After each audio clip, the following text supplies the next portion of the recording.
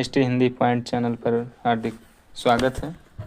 आज हम साथियों बात करेंगे संस्कृत साहित्य के गद्य सम्राट महाकवि दंडी जी की। देखिए, साहित्य जो है, किसी भी भाषा का साहित्य हो, वो गद्य और पद्य दो भागों में लिखा जाता है।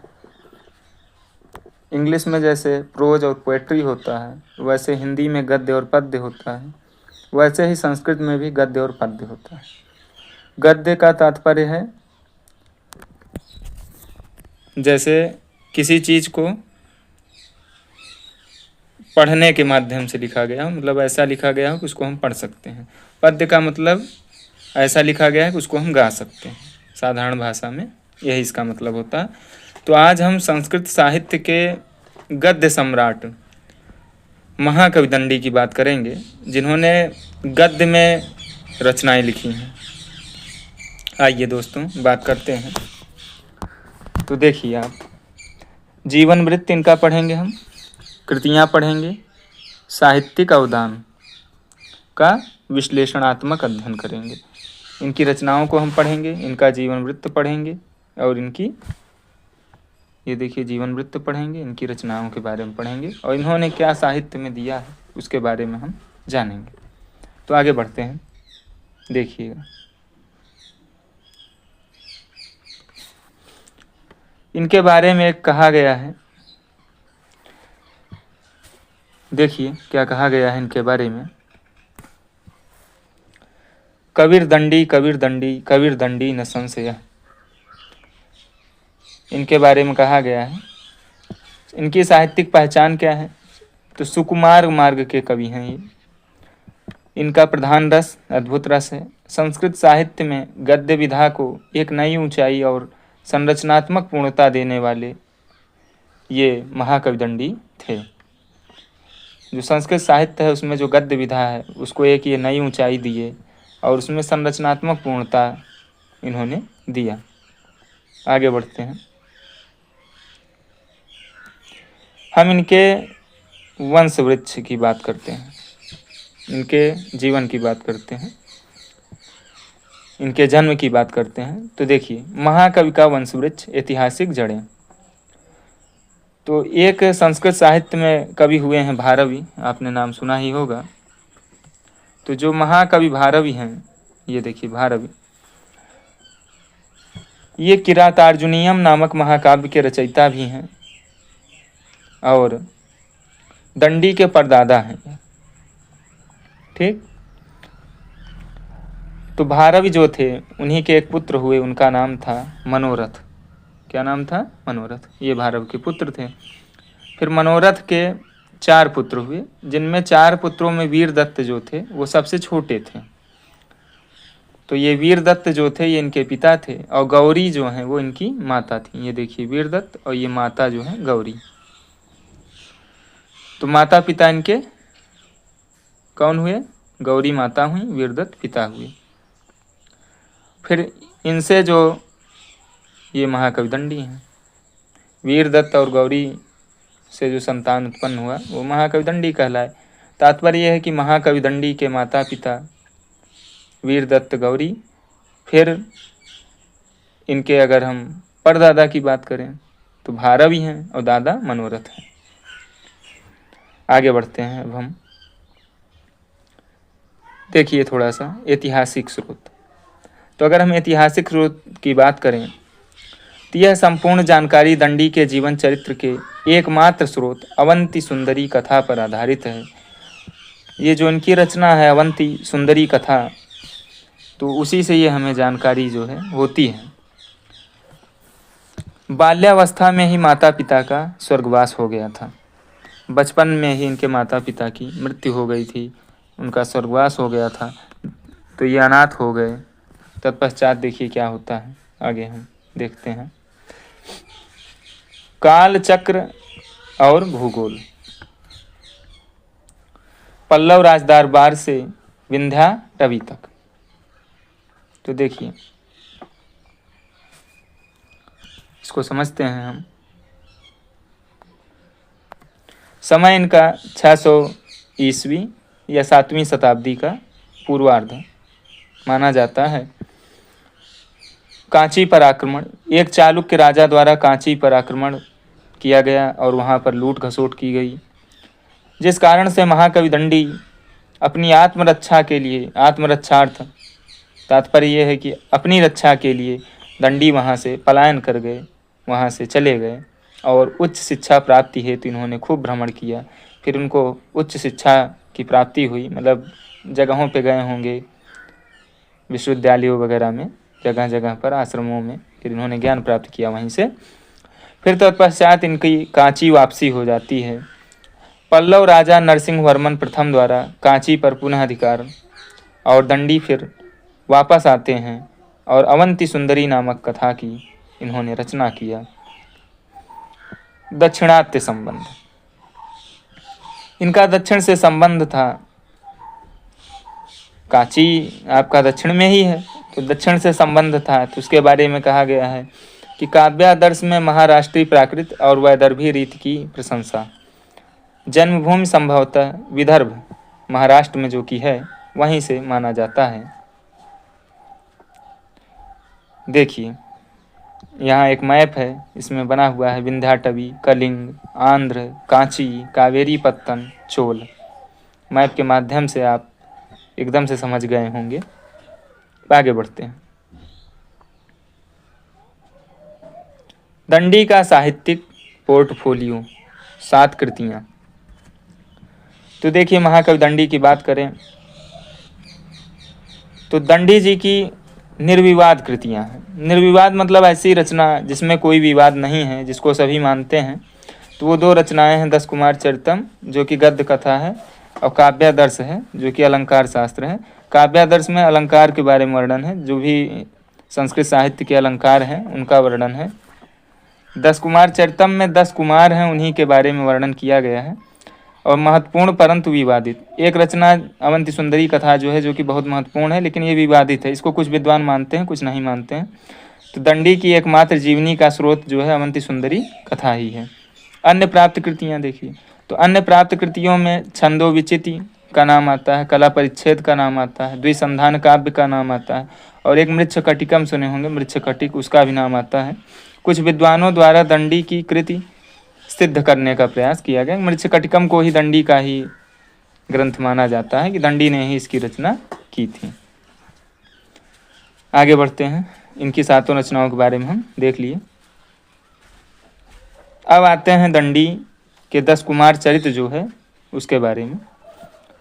तो 10 कुमार चरितम साहित्यिक रूपरेखा, इसकी बात करें तो ये विधा में कथा है, आख्यायिका है, उपजीव्य गुणाढ़कृत बृहत कथा एवं मौलिक कल्पना।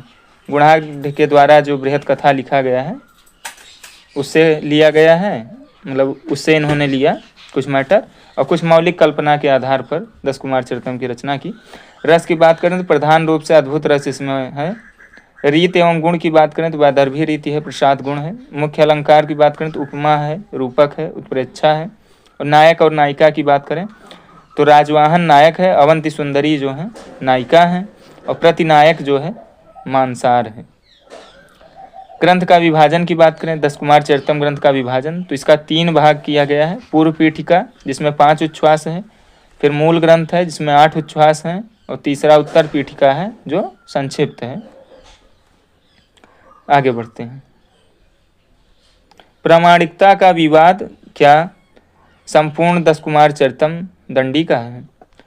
तो 8 उच्छ्वासों वाला मूल ग्रंथ दंडी रचित है। मूल विवाद है कि 8 उच्छ्वासों वाला मूल ग्रंथ दंडी रचित है। विवाद पूर्व पीठिका और उत्तर पीठिका पर है। जो उत्तर पीठिका और पूर्व पीठिका है ये माना जाता है कि जिसे अज्ञात लेखक का माना जाता है, किसी और ने लिखा है ऐसा माना जाता है। विपक्षी विद्वान की बात करें तो इंगलिंग हैं, अगासे हैं, विल्सन हैं और कीथ महोदय हैं। विद्वानों में 5 मुख्य तर्क हैं, तो उन तर्कों को भी थोड़ा सा देख लीजिए। पांडुलिपि का अभाव, उपलब्ध पांडुलिपियों में ये दोनों पीठिकाएं संलग्न नहीं हैं। पांडुलिपि क्या होता है कि कोई भी जैसे पुराना ग्रंथ रहता था तो उसका जो मूल प्रति होता था, जिसमें सबसे पहले लिखा गया, जिसमें सबसे पहली बार लिखा गया, तो उसी को पांडुलिपि बोलते हैं। फिर उसके बाद उसकी फोटोकॉपी कह लीजिए या उसको फिर से उतार के हमारे सामने प्रस्तुत किया गया, वो बात अलग है। लेकिन पांडुलिपि का मतलब जो रचनाकार ने जो रचना सबसे पहली बार खुद से लिखी है, जो सबसे पुराना है। तो पांडुलिपि का अभाव है, पांडुलिपियाँ नहीं मिलती हैं। और वंशावली भेद की बात करें दूसरा, तो पूर्व पीठिका की वंशावली मूल भाग से भिन्न है। पूर्व पीठिका जो है 10 कुमार चरितम में, उसका जो है वंशावली मूल भाग से भिन्न है। और व्याकरण दोष की बात करें तो भाषा में व्याकरण संबंधी शिथिलताएँ हैं। फिर पाठ भेद देख लीजिए, पांडुलिपियों में पर्याप्त पाठ भेद मिलते हैं। शैलीगत शिथिलता की बात करें तो मूल भाग की तुलना में शैली की दृष्टि से ये अंश शिथिल हैं। तो ये विद्वानों के 5 मुख्य तर्क हैं। जो विद्वान कहते हैं कि संपूर्ण 10 कुमार चरितम दंडी का नहीं है, उनका मानना है कि जो 8 उच्छ्वासों वाला मूल ग्रंथ है वही दंडी द्वारा रचित है, और पूर्व पीठिका और उत्तर पीठिका जो है अज्ञात लेखक का मानते हैं। आगे बढ़ते हैं। 10 कुमारों का उद्भव। 10 कुमारों का उद्भव, एक जटिल पारिवारिक संजाल। तो देखिए, मगध नरेश राजहंस थे, उनकी रानी थी वसुमती। तो राजवाहन दूसरा अर्थपाल है, मित्रगुप्त है, मंत्रगुप्त है, पुष्पोद्भव है, और विश्रुत है, सोमदत्त है, प्रमति है, उपहार वर्मा और अपहार वर्मा। ये टोटल 10 जो है कुमार हैं। 10 कुमारों का वर्णन है। तो कुल मिला के 10 कुमार थे, उन्हीं का वर्णन है। इसी कारण से इसका नाम 10 कुमार चरित पड़ा। तो ये 10 कुमार कौन कौन से हैं? तो राजवाहन, अर्थपाल, मित्रगुप्त, मंत्रगुप्त, पुष्पोद्भव, विश्रुत, सोमदत्त, प्रमति, उपहार वर्मा और अपहार वर्मा। आगे बढ़ते हैं।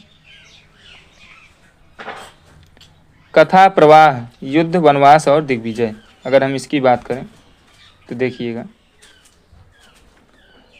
कथा प्रवाह, युद्ध, वनवास और दिग्विजय। तो देखिए, पराजित मगध, मालव नरेश मानसार द्वारा आक्रमण होता है। द्वितीय युद्ध में राजहंस की पराजय होती है।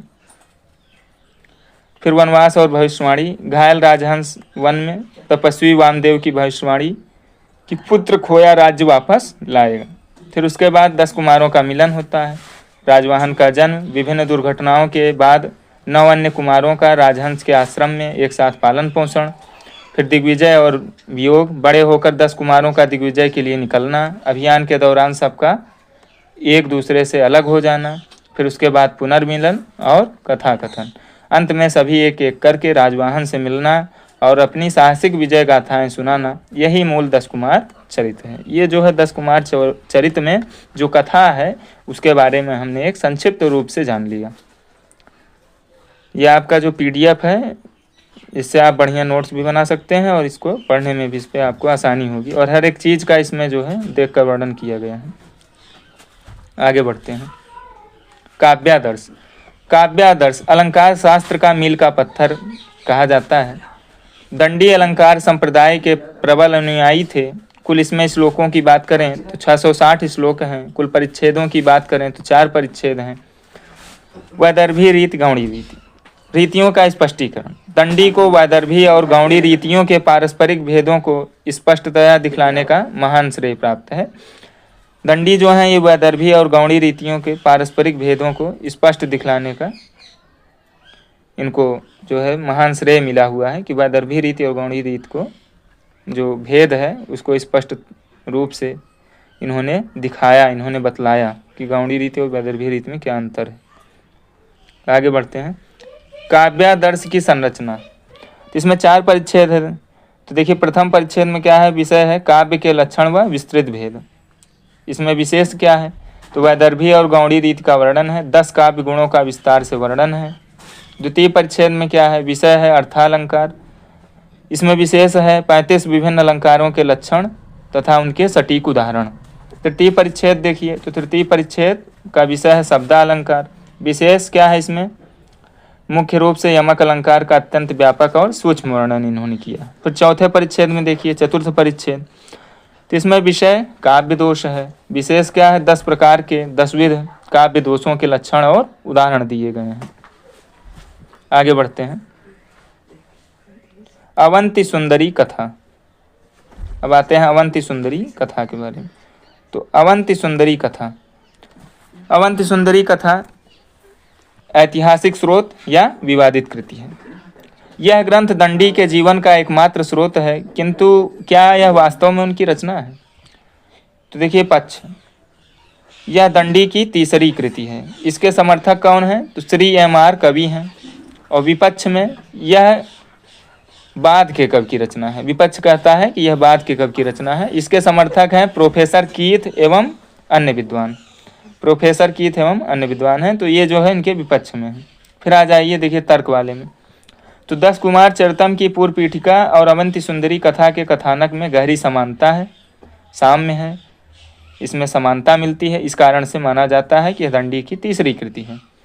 लेकिन कुछ विद्वान जो इनके विपक्ष में है वो क्या कहते हैं? तो उनका तर्क है, भले ही कथानक समान हो किंतु दोनों की शैली में भारी भेद है।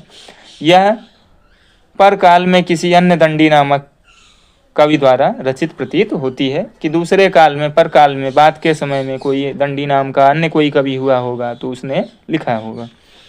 तो आगे बढ़ते हैं।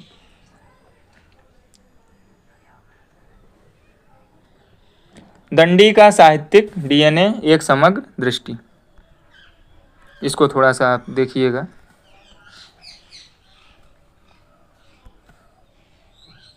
देखिए, तो दंडी जो है दक्षिण भारतीय प्रामाणिकता, कांची, विंध्याटवी, कावेरी पत्तन का इन्होंने सजीव वर्णन किया है। और दक्षिणात्य सामाजिक रीति रिवाजों का सूक्ष्म इनको ज्ञान था, उसका भी वर्णन किया है। इससे पता चलता है कि ये दक्षिण के थे, दक्षिणात्य थे, दक्षिण के थे। कथा शिल्पी की बात करें तो गुणाढ़ की कथा परंपरा को पल्लवित करते हुए अद्भुत रस और 10 समानांतर कहानियों का जटिल गुम्फन इन्होंने किया है। ठीक। शास्त्र निर्माता की बात करें तो शास्त्र निर्माता अलंकार संप्रदाय, वैदर्भी रीति, प्रसाद गुण और उपमा रूपक उत्प्रेक्षा का शास्त्रीय मानकीकरण इन्होंने किया है। आगे देखिए, लिखा गया है कि दंडी मात्र एक कवि नहीं बल्कि एक युग निर्माता थे, जिन्होंने गद्य, तात्पर्य है कथा, और सिद्धांत मतलब शास्त्र, दोनों को समान अधिकार से गढ़ा। दंडी मात्र एक कवि नहीं बल्कि एक युग निर्माता थे, जिन्होंने गद्य और सिद्धांत दोनों को समान अधिकार से गढ़ा। अब देखिए आगे बढ़ते हैं। निष्कर्ष, संस्कृत गद्य के ये अमर शिल्पी कहे जा सकते हैं। अपने समय के सीमित ऐतिहासिक साक्ष्यों और अपनी कृतियों पर उठने वाले विवादों के बावजूद महाकवि दंडी का संस्कृत साहित्य में स्थान ध्रुव तारे के समान अचल है। 10 कुमार चरितम का अद्भुत रस और काव्यादर्श की शास्त्रीय सुदृढ़ता उन्हें संस्कृत साहित्य के सुकुमार मार्ग का निर्विवाद गद्य सम्राट बनाती है। कि जो 10 कुमार चरितम में इन्होंने अद्भुत रस का प्रयोग किया है और काव्यादर्श में जो उन्होंने शास्त्रीय सुदृढ़ता की बात की है, जो अलंकारों वगैरह के बारे में बताया है, जो काव्य दोषों के बारे में बताया है, जो उन्होंने 4 परिच्छेदों में रचना की है काव्यादर्श की, वो जो है, और 10 कुमार चरितम का जो अद्भुत रस जो मिलता है, उससे संस्कृत साहित्य के सुकुमार मार्ग का निर्विवाद गद्य सम्राट दंडी को बनाती हैं ये दोनों रचनाएं। और अवंती सुंदरी कथा से इनके जन्म के बारे में जानकारी होती है। तो आगे देखिए हम दोस्तों, अब आगे जो है इस PDF में हो गया, दूसरे PDF से कुछ हम बातें करेंगे।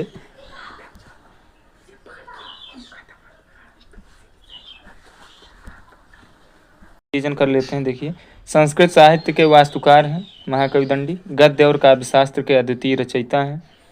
और कबीर दंडी न संशय इनके बारे में कहा गया है। इसका अर्थ है कि दंडी ही सच्चे कवि हैं, इनमें कोई संशय नहीं है, इसमें कोई संशय नहीं है, दंडी ही सच्चे कवि हैं। आगे देखिए बढ़ते हैं। हमें बस रिवाइज करना है, एक बार तो देख ही चुके हैं। ये देखिए, वंश बेली और संपूर्ण इनका जीवन जो कि संघर्षपूर्ण जीवन था, उसके बारे में देखिए। स्रोत अवंती सुंदरी कथा है, जानते ही हैं आप सभी। परदादा इनके भारव थे, पब्लिक दामोदर, किरातार्जुनीयम के रचयिता हैं वो। इनके दादा मनोरथ थे और पिता जो है वीरदत्त, माता गौरी और पुत्र महाकवि दंडी हुए। बाल्यावस्था में तो माता पिता का शीघ्र स्वर्गवास, अल्पायु में ये अनाथ हो गए। फिर इन्होंने भ्रमण किया, शिक्षा ग्रहण की, कई वर्षों तक भटकते हुए उच्च शिक्षा की प्राप्ति की। फिर उसके बाद विस्थापन भी हो गया था। चालुक्य राजा द्वारा कांची पर आक्रमण हुआ था, तो आत्मरक्षा के लिए इन्होंने पलायन ये कर गए थे। फिर इन्होंने कांची वापसी भी किया नरसिंह वर्मन प्रथम के शासन में, और अवंती सुंदरी कथा की रचना की। आगे देखिए, बढ़ते हैं। रिवीजन केवल करना है, एक बार तो हम लोग देख ही चुके हैं। महाकवि का भौगोलिक और ऐतिहासिक परिदृश्य, तो ये देखिए, काल इनका 600 ईस्वी माना जाता है, 7वीं शताब्दी का पूर्वार्ध माना जाता है। विदर्भ महाराष्ट्र संभावित जन्मभूमि है जानकारी के हिसाब से। महाराष्ट्रीय प्राकृत और वैदर्भीय रीत की इन्होंने प्रशंसा की है। विंध्याटवी जो है, विश्रुत की कथा में विंध्यवासिनी देवी का इन्होंने सजीव वर्णन किया है। अन्य क्षेत्रों की बात करें तो कावेरी, पत्तन, आंध्र, चोल, कलिंग का सटीक वर्णन इन्होंने किया है। कांची की बात करें तो ये कर्मभूमि ही इनकी थी, यहाँ वापसी कर साहित्य सृजन इन्होंने किया। निष्कर्ष अगर निकाला जाए तो दंडी पूर्णतः दाक्षिणात्य थे तथा दक्षिण के सामाजिक व पारिवारिक रीति रिवाजों से भली भांति परिचित। आगे बढ़ते हैं। देखिए, साहित्यिक कृतियां की बात करें तो प्रमाणिकता का वर्गीकरण। साहित्यिक कृतियां निर्विवाद एवं मुख्य ग्रंथ तो 10 कुमार चरितम है और काव्यादर्श है। 10 कुमार चरितम का जो मूल मध्य भाग है वो सर्वमान्य है, अभी हमने चर्चा की ही थी। और काव्यादर्श अलंकार शास्त्र का मील का पत्थर है। विवादित तथा आरोपित ग्रंथों में अवंती सुंदरी कथा है, छंदोविचीति है, कला परिच्छेद है, द्विसंधान काव्य है। और मृच्छकटिक की बात करें तो दंडी की कृति सिद्ध करने का प्रयास किया गया है, ऐसा कुछ विद्वान मानते हैं। और प्रोफेसर कीथ के अनुसार परकालीन रचना अवंती सुंदरी कथा है। आगे बढ़ते हैं। 10 कुमार चरित्र तो संरचनात्मक विच्छेदन और लेखक विवाद। 10 कुमार चरित्र में मूल जो है 8 उच्छ्वास जो है वो पूर्णतः दंडीकृत ही है। पूर्व की पीठिका में 5 उच्छ्वास है, ये विवादित है। और उत्तर पीठिका संक्षिप्त जो ये भी थोड़ा सा विवादित है। विवाद का आधार वही विल्सन, कीथ, इंगलिंग और आगासे के अनुसार प्रथम और तृतीय भाग जो है बाद में किसी अज्ञात लेखक द्वारा कथा को जोड़ने के लिए लिखे गए, ऐसा मानते हैं। तर्क वगैरह देखे ही थे अभी आप, पांडुलिपियाँ थी, वंशावली था, शैली था। अब हम आगे बढ़ते हैं। देखिए, 10 कुमारों का जो वंशावली चक्र है तो 10 साहसी राजकुमार जो हैं इनके बारे में थोड़ा सा देख लीजिए। तो ये देखिए, मगध नरेश राजहंस थे, रानी वसुमती थी, इनका पुत्र राजवाहन हुआ, ये इसका नायक है। अब देखिए, बाकी जो 10 कुमारों का वर्णन है, तो जो 10 कुमार हैं केवल एक ही व्यक्ति के थोड़ी ना 10 कुमार हैं, वो कई लोगों के, तो थोड़ा सा यही देखिएगा। मंत्री धर्मपाल, तिनका पुत्र था अर्धपाल। ये जो राजहंस द्वारा पालित मंत्री थे उसमें मित्रगुप्त, मंत्रगुप्त, विश्रुति और प्रमति ये हो गए। राजहंस जो राजा थे उन्होंने जो मंत्री के पुत्रों को पाला था तो उसमें 4 पुत्र हुए, मित्रगुप्त, मंत्रगुप्त, विश्रुत और प्रमति, 4 ये हो गए। राजवाहन हो गया 5। और मंत्री धर्मपाल, इसमें देखिए पुत्र जो है अर्थपाल है, इनके पिता कामपाल। और फिर मंत्री सितवर्मा, इसके ये देखिए पुत्र जो है सोमदत्त, पिता इनके सत्यवर्मा थे। तो इधर 2 पुत्र हो गए, अर्थपाल और सोमदत्त। तो ये 4 1 5 हुआ था, ये जो है 6 7 हो गया।